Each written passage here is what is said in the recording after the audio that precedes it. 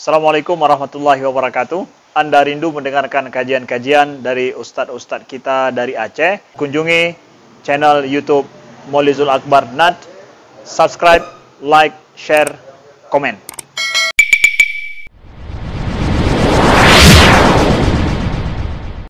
Assalamualaikum warahmatullahi wabarakatuh. Innal hamdalillah nasta'inuhu wa nastaghfiruh ونعوذ به من شرور أنفسنا ومن سيئات أعمالنا من يهده الله فلا مضل له ومن يضلل فلا هادي له أشهد أن لا إله إلا الله وحده لا شريك له وأشهد أن محمدا عبده ورسوله الكريم اللهم صل وسلم على نبينا محمد وعلى آله وأصحابه أجمعين أما بعد رب اشرح لي صدري ويسر لي أمري واحلل عقدة من لساني yafqahu qawli. Segala puji bagi Allah, kemudian salawat dan salam pada Rasulullah, pada keluarga dan seluruh sahabat-sahabatnya. Ya Allah muliakan jamaah salat maghrib dan isya, bapak-bapak dan ibu-ibu yang telah datang karena Allah. Mudah-mudahan Allah membalas dengan pahala yang berlimpah insya-Allah. Jemaah makan Allah, kita sedang membahas tentang fadilah taubat. Di pertemuan kita yang lalu kita sudah membahas bahawa taubat artinya ar-ruju' atau kembali. Yang dimaksud adalah kembali kepada Allah setelah menjauh dari Allah dalam berbagai macam maksiat. Taubat ini hukumnya wajib, dan taubat yang dimaksud oleh Allah adalah taubatan nasuha, yaitu taubat yang tidak pernah kembali ke dalam maksiat. Lalu kita sudah bahas, sekedar mengingatkan ulang bagi yang tidak sempat hadir, baru disebut taubat apabila mencukupi syarat-syarat taubat. Jadi tidak disebut taubat kalau terluput dari syarat-syarat tersebut. Dan di antara syaratnya adalah yang bertaubat adalah orang Islam. Artinya kafir taubat dari sebuah kesalahan selama masih berada di dalam kekafirannya, maka tidak disebut taubat. Jadi model pengampunan dosa pada orang kafir itu tidak disebut taubat dari sisi kacamata Islam. Baru taubat disebut untuk orang kafir ketika mereka masuk Islam, itu baru disebut taubat. Kemudian taubat itu dibarengi dengan ikhlas. Jadi salah satu yang menjadi motivasinya adalah karena Allah, bukan karena menginginkan jabatan, bukan karena rasa takut pada manusia. Kemudian an-nadam, di syarat berikutnya an-nadam, yaitu diiringi dengan penyesalan. Jadi harus disesali. Menyesal itu tentu akan membuat terus-terusan memikirkan kesalahan, dan itu lebih baik daripada terus-terusan memikirkan tentang pahala yang kita terima, kemudian kita merasa menjadi ahli surga. Berkekalan dengan merasa berdosa lalu kita terus menuju ke pintu taubat, itu lebih baik daripada merasa nyaman di atas amal saleh yang kita lakukan. Kemudian al-iqla', lepaskan dosa yang telah kita lakukan. Jadi kalau pernah dulu ambil kredit di bank konvensional, baru disebut taubat, lepaskan. Jadi dibom, tutup, lalu tidak melakukannya lagi, itu iqla'. Ini ngaku taubat, tapi butnya mentang, malah rela pergi ke Medan untuk urusan dengan itu, ya. Tapi ngakunya taubat. Nah, ini matinya nanti mati dalam keadaan tidak taubat. Jadi iqla', lepaskan dosa itu. Kemudian syarat berikutnya al-azam, berjanji sepanjang hidup sampai mati tidak lagi jatuh ke dalam dosa, ya. Baik dosa yang sama ataupun dosa yang lain. Nah, Jadi harus punya azam, maka enggak disebut taubat kalau ada orang yang tidak berazam. Jadi ketika ditanya orang, "Kiban, sudah ada rencana taubat dari yang kemarin itu?" "Ya, rencana udah nih. Sampai kapan?" Tidak tahulah, nantilah. Kita lihat perkembangan. Kalau kira-kira bank konvensional balik ke Aceh, mungkin saja kita sekali dua kali kita main lagi lah dengan uang-uang riba begitu. Itu berarti enggak ada taubat itu. Enggak ada taubatnya. Dan yang terakhir, syaratnya taubat segera dilakukan di masa yang masih diberikan toleransi oleh Allah. Ada dua masa. Yang pertama yang berhubungan dengan pribadi, yaitu ketika sakaratul maut datang, disitulah pintu taubat tertutup. Tidak diterima taubat kalau sudah melihat malaikat maut. Jadi enggak mesti sampai di tenggorokan. Bahasa di tenggorokan itu bahasa untuk menunjukkan kematian. Kadang orang kalau sudah taubat ketika datang malaikat maut, itu bukan lagi taubat karena Allah, karena sudah tahu dirinya tidak punya harapan lain kecuali taubat. Jadi desakan kematian itu membuat dia terpaksa taubat. Seandainya malaikat maut enggak nampak, atau kata malaikat maut, seandainya kata malaikat maut, ya sudahlah ya, saya tunda 1 hari lagi, itu belum tentu dia taubat juga. Nah, itu hubungannya dengan pribadi. Maka sebelum meninggal segera taubat. Jangan tunggu datang sakarat. Kemudian yang berhubungan dengan umum, baru diterima taubat masanya, yaitu sebelum matahari terbit di sebelah barat. Kalau sudah terbit sebelah barat, la yanfa'u nafsun imanuha. Iman pun sudah tidak dihitung lagi oleh Allah. Dosa tidak dihitung, iman pun tidak lagi berpahala. Jadi hidup bagaikan binatang, dan itu tanda-tanda akan segera terjadi proses penghancuran dunia. Jadi oleh kerana itu, kalau syarat itu dapat, maka kita disebut dengan ahlut taubah. Oleh kerana itu, berfikirlah kembali kalau ada syarat yang belum terpenuhi, tapi kita sudah merasa diri kita taubat. Baik, kita masuk ke dalam fadilah. Fadilah taubat yang pertama, kelebihan keutamaan yang Allah beri kepada orang yang bertaubat, yang pertama adalah orang-orang yang bertaubat dimasukkan oleh Allah dalam golongan orang-orang yang taat di atas kehendak Allah dan telah memenuhi panggilan Allah.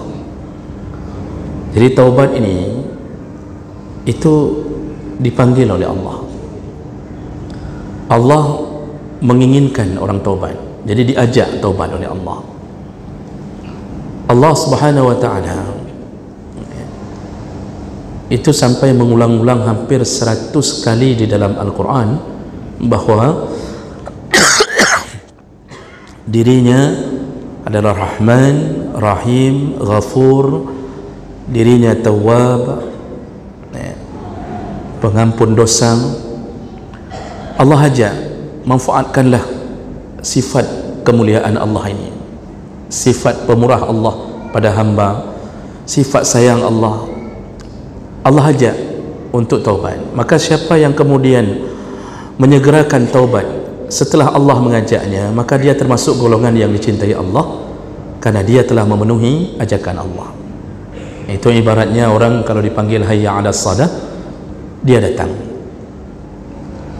Hari ini panggilannya bukan hayya 'alas shalah, tapi kata Allah, bertaubatlah, bersegeralah taubat, wasari'u ila maghfiratin min rabbikum, segeralah harapkan ampunan dari Tuhanmu.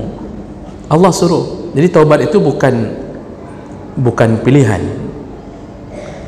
Jadi Allah enggak mengatakan, ya terserah kamu sajalah, mau taubat boleh, tidak taubat pun boleh, ya terserah kamu sajalah.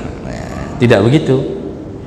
Allah mengajak, maka memenuhi ajakan Allah adalah orang-orang yang bertaubat. Dan ini banyak sekali dalil-dalil yang menyatakan tentang ajakan Allah kepada manusia untuk segera taubat. Maka manusia ini membuat Allah mencintainya. Surat Az-Zumar 53-54, Allah Subhanahu wa taala menyebutkan, qul ya ibadiyalladzina asrafu ala anfusihim, wahai hamba Muhammad, kasih tahu hamba, kasih tahu umatmu, Allah memanggil dengan kalimah ya ibadi, wahai hamba-hambaku. Jadi itu kan itu panggilan kasih sayang. Allah panggil dengan bahasa wahai hambaku yang kucintai. Itu ibad, itu panggilan kasih sayang. Nabi Muhammad kalau dipanggil Allah abdun, itu menunjukkan kasih sayangnya kepada Nabi. Allah umumkan kepada seluruh makhluk dari golongan manusia yang berdosa, wahai hambaku yang kucintai. Gitu kira-kira, yang sudah melampaui batas pada diri mereka sendiri. Jadi Allah sebutkan yang sudah melebihi batas, maksudnya engkau telah melanggar batasan-batasan Allah, yang tidak salat, tidak puasa, yang masih hidup dengan dunia zina, yang tidak peduli halal haram dalam mencari nafkah. Wahai yang sudah melampaui batas, kata Allah, la taqnatu min rahmatillah, janganlah kalian berputus asa dari rahmat Allah. Allah panggil betul-betul, jangan putus asa. Ini kan kayaknya seorang ibu yang penuh dengan kasih sayang pun, kalau anaknya sudah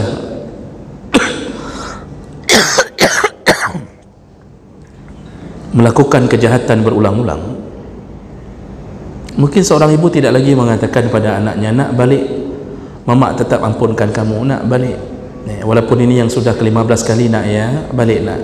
Kayaknya seorang ibu pun berhenti daripada mengatakan itu.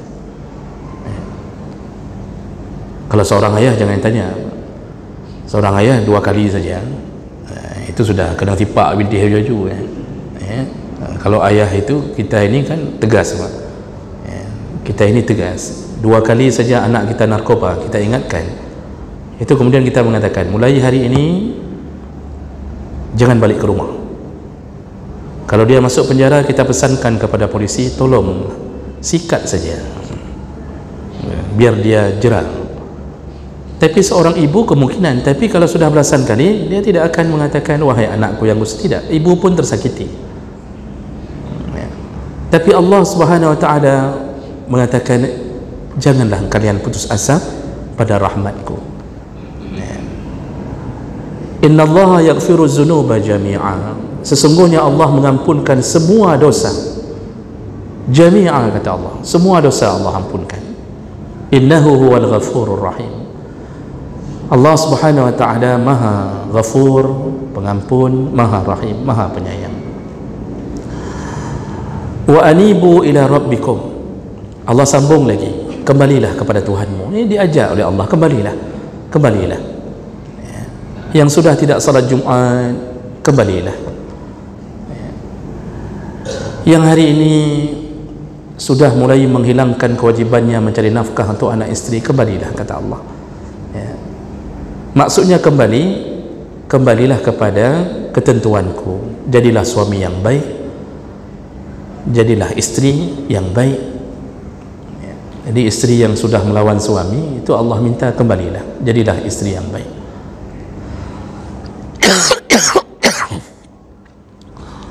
Wa aslimu lahu min qabli an ya'tiyakumul azab summa la tunsarun, serahkanlah dirimu kepada Allah sebelum datang azab kepadamu dan engkau tidak bisa lagi ditolong oleh Allah.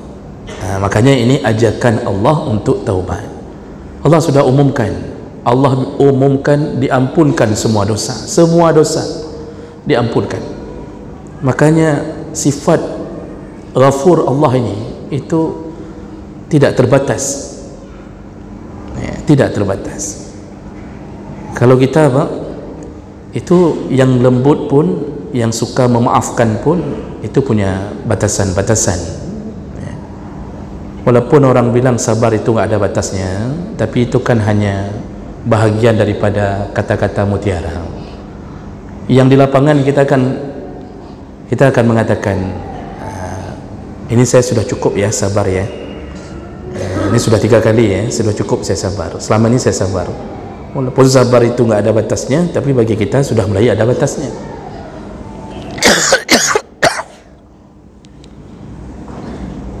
Lalu dalam ayat yang lain, surat An-Nur 31, Allah mengatakan wa tubu ilallahi jami'a ayyuhal mu'minun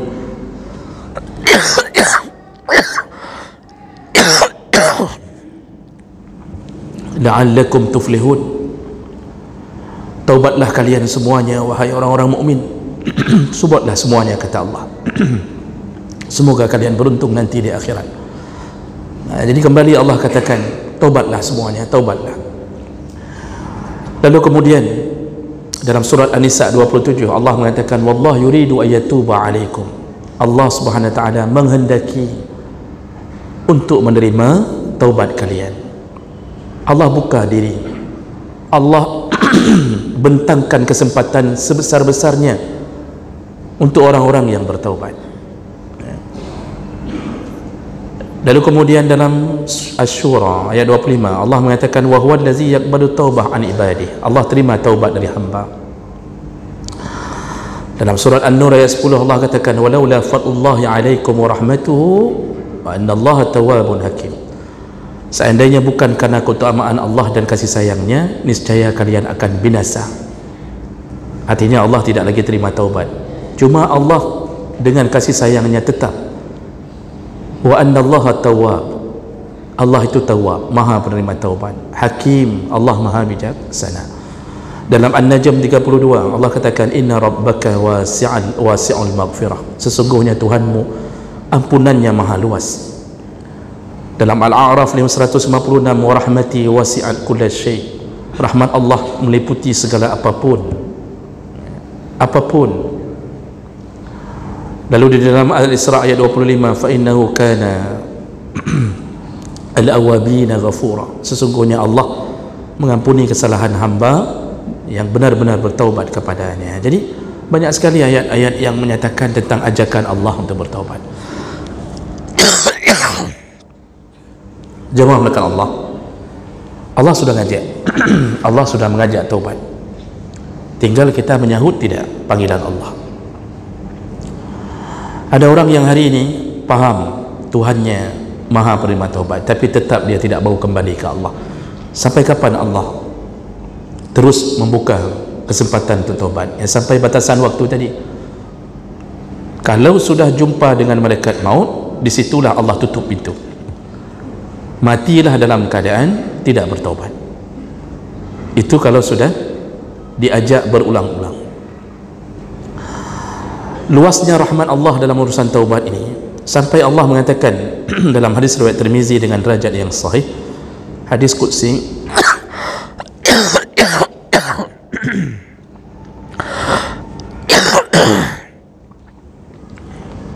dari Anas bin Malik radhiyallahu anhu, Rasulullah sallallahu alaihi wasallam berkata, wa qala Allah azza wa jalla, Allah berkata, ini hadis qudsi. Apa kata Allah?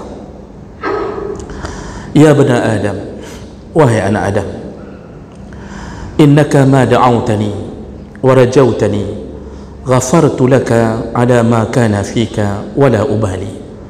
Wahai anak Adam, kata Allah, jikalau engkau sungguh-sungguh menyeru atau memanggilku dan berharap kepada aku, ghafartu laka, ku ampunkan semua dosa-dosa engkau.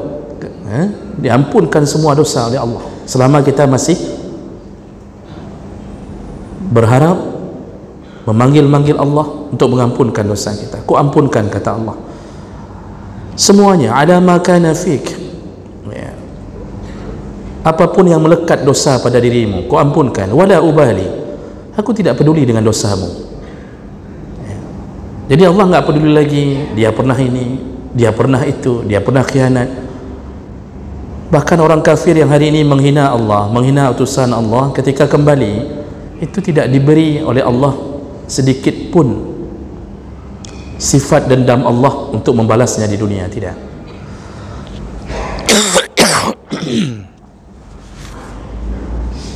Itu yang menggambar karikatur Nabi, Pak, dari Belanda itu, yang heboh berapa tahun sebelumnya. Dia gambarkan karikatur Nabi, ada bom di kepala, itu sekarang sudah menjadi muslim, sudah jadi muslim, dan dia menyesalinya. Dan ternyata itu adalah bahagian daripada hidayah yang Allah mulai untuknya. Hari ini dia dengan beraninya mendakwahkan Islam di Eropah. Dia kabarkan tentang kebaikan, kemurahan Allah, kebenaran Islam. Dia kabarkan tentang kemuliaan Nabi. Selalu dia gambarkan di mana-mana. Silakan lihat di YouTube. Dia dakwahkan bahawa dia menyesal setelah dia menghina Nabi Muhammad SAW. Allah terima, wala ubali, aku tidak peduli engkau pernah menghina aku. Kalau kita manusia, Pak, walaupun pemaaf, kita akan mengatakan apa? Engkau aku maafkan, tapi tolong ya, jangan nampak lagi di mataku ya, karena menyodihkan roh khusus kembali. Cukup sakit hati lu, kata kita, sakit kali hatiku ketika engkau membunuh anakku, ketika engkau pernah begini kepada aku. Engkau aku maafkan, tapi tolong jangan nampakkan wajahmu. Luasnya ampunan Allah, bahkan tidak peduli apapun yang pernah dilakukan. Nabi Muhammad itu hamba terbaik. Ketika Al-Wahsy yang membunuh Hamzah, menombak Hamzah dari belakang, dan kemudian Hamzah syahid di perang Uhud, Nabi Muhammad sangat sedih dengan kematian singa Allah ini.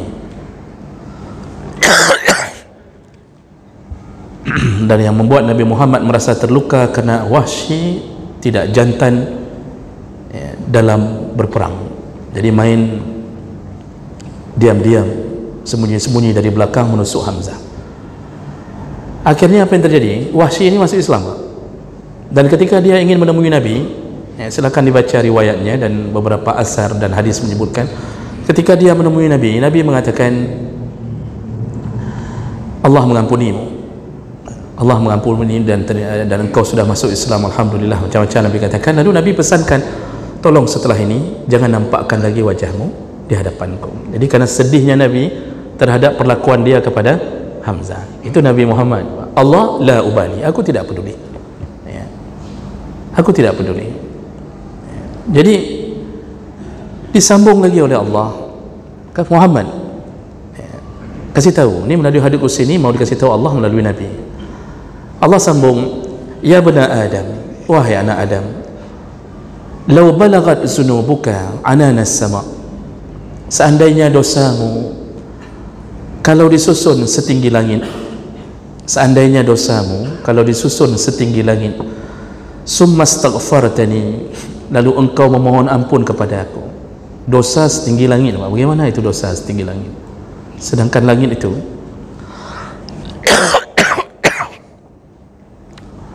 langit itu sab'a samawat.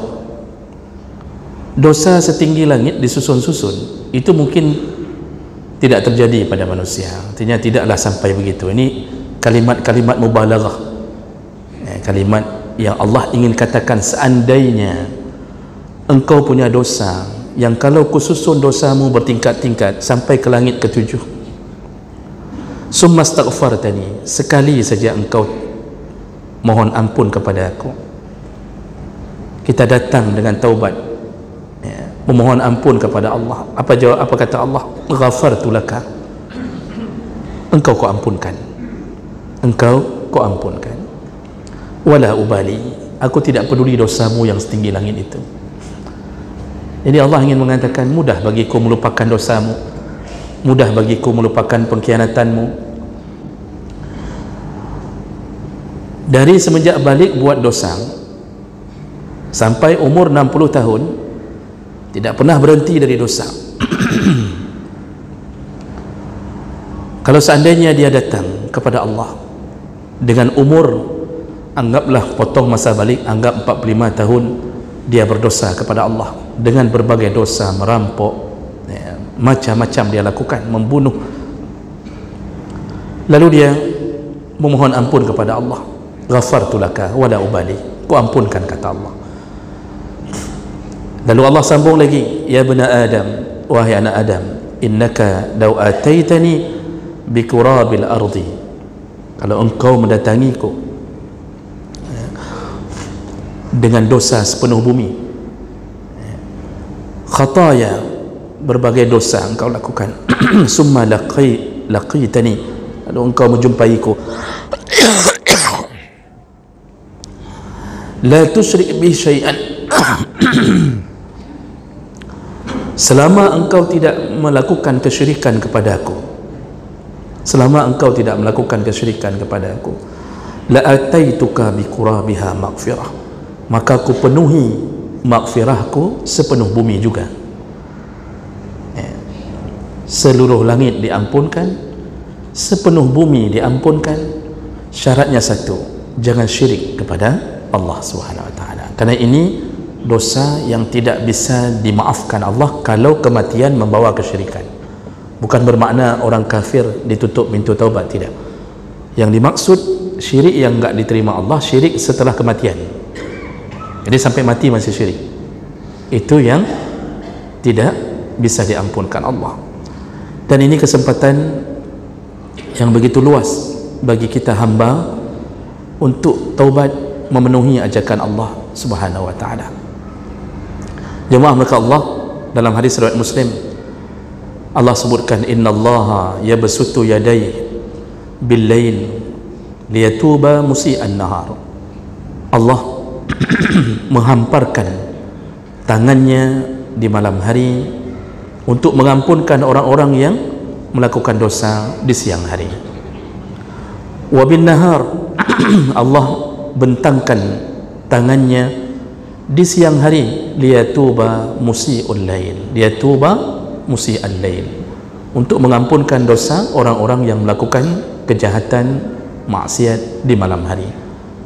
Yang maksiat malam diampunkan siang, yang maksiat siang diampunkan dosa di malam hari. Jadi apalagi yang kita ragukan dari rahmatnya Allah. Maka sungguh merugi orang-orang yang hari ini tidak menyambut ajakan Allah Subhanahu wa taala. Sungguh rugi, Pak. Masih juga di dalam maksiat. Dan tentu kita tahu bahwa kita ini tidak bisalah sempurna hidup tanpa dosa. Tetapi kita diminta untuk berfikir, segera bertaubat ketika Allah masih memberi kesempatan. Jemaah belaka Allah Subhanahu wa taala, itu fadilah yang pertama bagi mereka yang bertaubat. Jadi Allah mencintainya, dia telah memenuhi ajakan Allah Subhanahu wa taala. Kemudian fadilah yang kedua, taubat nasuha, taubat yang sebenarnya itu adalah penyebab diampunkannya semua dosa dan penyebab mendapatkan rahmat Allah. Jadi kalau tadi itu orang yang taubat dianggap telah memenuhi ajakan Allah dan Allah mencintainya. Sekarang orang-orang yang bertaubat ternyata itu adalah kunci untuk mengampunkan dosa. Kita akan diberi izin oleh Allah untuk memohon diampunkan dosa, baik dosa besar maupun dosa kecil. Dan dosa-dosa kecil itu diampunkan Allah dengan cara yang lebih mudah. Ketika kita sujud, kata Nabi, Allah letakkan dosa-dosa kecil kita di pundak. Lalu begitu kita sujud, berguguranlah dosa-dosa kecil. Ketika berwudu, kata Nabi, tetesan air yang jatuh setelah berwudu menggugurkan dosa-dosa kecil. Ketika kita berzikir dengan kalimah subhanallah 33, alhamdulillah 33, Allahu akbar 33, tutup dengan la ilaha illallah, kata Nabi, kafarallahu khatayahu walau kana mahma kana misla zabadil bahr. Allah ampunkan semua dosanya yang kecil walaupun sebanyak buih di lautan. Jadi banyak kemungkinan untuk diampunkan dosa-dosa kecil itu banyak. Istighfar, sekali istighfar itu terampunkan dosa-dosa. Ya, banyak cara mengampunkan dosa. Nanti disuruh puasa, yang puasa Asyura diampunkan 2 tahun ke belakang, yang puasa ini, puasa itu, banyak cara. Namun Bapak Ibu perlu dicatat, itu cara-cara itu yang diampunkan adalah dosa-dosa kecil kita. Yang mana yang disebut dosa kecil? Dosa kecil adalah dalam definisi para ulama, dosa yang ketika Allah dan Nabi menggambarkannya di dalam Al-Quran dan hadis, itu tidak dibarengi dengan ancaman neraka, tapi dibarengi dengan berbagai kebencian, Allah tidak suka. Itu masuk kategori dosa kecil. Tapi kalau dosa besar, kalau Allah bicara tentang dosa itu atau Nabi, maka dibarengi dengan laknat, kutukan, lalu berbaunya selalu neraka, azabun alim, macam-macam. Itu di dalam definisi para ulama. Maka contoh-contoh dosa kecil apa? Dosa mubazir, tabzir. Allah katakan innal mubazirin, orang-orang yang melakukan tabzir, mereka adalah ikhwan asyayatin, temannya syaitan. Lalu Allah menyebutkan wala tusrifu, jangan engkau melakukan israf, berlebih-lebihan, innahu la yuhibbul musrifin. Itu termasuk dosa-dosa yang kecil. Apa beda israf sama tabzir? Saya ingatkan kembali, israf dan tabzir sama-sama melakukan perkara-perkara yang berlebihan di luar kebutuhan. Namun ada beda. Kalau Allah sebutkan israf, itu bermakna berlebih-lebihan pada sesuatu yang dibutuhkan. Dibutuhkan tapi berlebih-lebihan. Dia wajib ada tapi berlebih-lebihan. Itu disebut israf. Innahu la yuhibbul musrifin. Allah enggak suka. Enggak suka ini bisa menyebabkan dosa kecil. Contohnya apa? Kita air perlu, tapi ketika kita buang-buang air, itu israf. Wuduk perlu air, tapi ketika model wuduk kita itu buka keran dulu baru lipat lengan tangan. Jadi model wuduk keran buka, setelah buka keran baru silap baju. Jadi buka ini, buka, lipat, baru naikkan celana. Air sudah hidup dari tadi sudah. Itu namanya israf. Jadi jangan pikir kan ini wuduk, kan ini baik, betul baik, tapi kita telah jatuh pada kebencian Allah. Allah enggak suka. Makan wajib, bukan wajib. Makan mubah tapi butuh, dan bisa jadi pahala kalau diniatkan untuk ibadah. Tapi ketika kita mulai membuang-buang makanan, kita butuh nasi tapi makan kita buang. Hati kita buang, kita sisakan di atas piring kita, sengaja enggak kita habiskan. Itu masuk kategori israf. Berarti kita sudah mulai berlebih-lebihan pada sesuatu yang dibutuhkan. Isteri kita butuh jilbab, tapi jilbab di rumah itu sudah mencapai 999 lembar, bergantung di lemari belakang. Jadi di lemari kamar tu, di belakang tu jilbab isteri semuanya. Waktu kita buka lemari, itu nggak bisa terbuka lagi. Lalu isteri bilang, ini kan bagus ini untuk jaga aurat. Betul, tapi itu israf, berlebih-lebihan. Nah itu israf, itu masuk dosa kecil. Kalau tabzir, berlebih-lebihan pada sesuatu yang tidak dibutuhkan, nggak butuh. Kita bisa kemana-mana, kita bisa pergi dengan mobil kijang yang biasa saja. Atau kalau kita nggak mau selalu dalam keadaan rusak, belilah misal yang masih layak jalan. Avanza tahun 2003, 2013, itu contoh barang. Tapi kita nggak mau, kita maunya yang langsung level high level. Jadi kita maunya yang mirip helikopter yang bisa terbang di atas kota. Untuk apa? Oh, kita perlu mobil yang bisa buka jendela atas agar istri kita menghilangkan stres dengan mengeluarkan kepala dari atas. Untuk apa? Itu sudah masuk kategori tabzir. Oh, banyak kali uang, kenapa tidak gunakan untuk akhirat? Kenapa tidak wakafkan pada hal-hal yang berbau manfaat? Kenapa harus mikir menghiasi rumah dengan hal-hal yang betul-betul kita sebenarnya nggak perlu? Kalau ibu-ibu itu kerjanya apa? Mengumpulkan Tupperware di sudut lemari di ruang tamu. Itu berbagai macam Tupperware ada. Dipakai enggak? Sudah berapa ratus model, segitiga sama kaki, segitiga sama sisi, lengkap. Itu tabzir. Tabzir. Nah, ini yang menyebabkan Allah Subhanahu wa taala mengajak kita untuk mendapatkan ampunan di atas semua itu. Makanya Bapak Ibu yang Allah muliakan, ini fadilah kedua ini kita tidak bisa sempurnakan malam ini, tapi yang mau kita sebutkan lebih dahulu bahawa dengan taubatlah semua dosa kecil, semua dosa besar bisa mendapatkan kebebasan dari Allah Subhanahu wa taala. InsyaAllah kita akan sambung di pertemuan berikutnya. Kita tutup dengan kafarah majlis. Subhanakallahumma bihamdik, asyhadu an la ilaha illa anta, astaghfiruka wa atubu ilaik. Wassalamualaikum warahmatullahi wabarakatuh.